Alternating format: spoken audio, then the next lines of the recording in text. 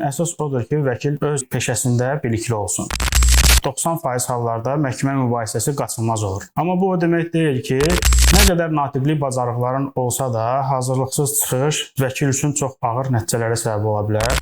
Elə bir davranış sərgiləyə bilər ki, həm özü, həm təmsil etdiyi şəxs biabır olar. Lakin əksinə, çətin və gərgin əməyə prinsipiallıq və uzun mübarizədən sonra onun bəraətinə və öz vətəninə dönməsinə nail ola bildik.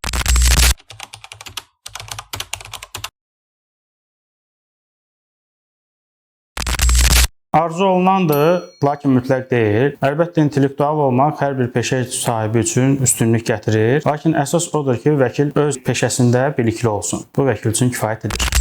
Əksər hallarda yox. Çünki hansısa bir şəxs problemi məhkəməyə qaldırmaq fikrini beyninə qoyubsa, 90% hallarda məhkəmə mübahisəsi qaçılmaz olur. Amma bu o demək deyil ki, alternativ həlli yollarından imtina olunmalıdır. Zənnimcə zamanla cəmiyyətin şuurunda alternativ həlli yollarına, məhkəmədən kənar problemin həllinə inam yarana bilər və bu effektiv olar.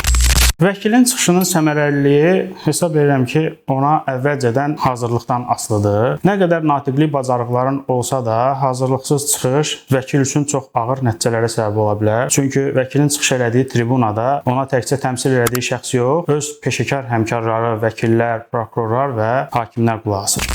Zənnimcə xeyr, əsas vəkilin peşəkarlığıdır. Əlbəttə ki, hər keçən il, dövr vəkil üçün nəsə bir yenilik gətirir. Lakin bəzən 20-30 il staja malik olan vəkillər elə bir davranış sərgiləyə bilər ki, həm özü, həm təmsil etdiyi şəxs biabır olar. Lakin əksinə, gənc bir vəkil elə peşəkarlıq nümayiş etdirə bilər ki, həm özün nüfuzunu artırar, həm peşəyə nüfuz qazandırar və son dövrlər Azərbaycan vəkilliyinə gələn gənclər arasında da belələri az deyil.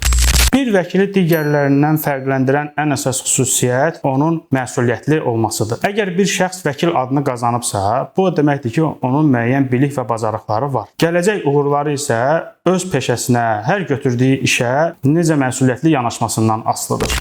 Ən yadda qalan işim Belarus vətəndaşının cinayət işi olub. İşin ağırlığı ondan ibarət idi ki, Belarus vətəndaşı öz ölkəsindən kənarda təxminən yarım ton heroinin qanunsuz dövriyyəsində və qaçaqmalçılığında ittiham olunurdu və bəraət alana qədər 2 ildən artıq müddətdə həbsdə qalmışdı.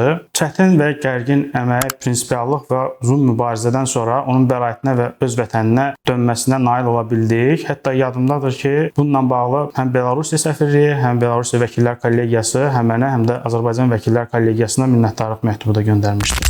Bir şey bilmək lazımdır ki, vəkil hər zaman müstəqil qərar qəbul edən şəxs deyil. Yəni, təmsil etdiyi şəxsin istəyindən və maraqlarından asılıdır. Əlbəttə ki, müəyyən işlərdə uğur qazananda bu bəzi şəxslərə xoş olmayan nəticələrə də səbəb ola bilər. Hesab edirəm ki, bunu soyuqqanlı və sakit qarşılamaq lazımdır.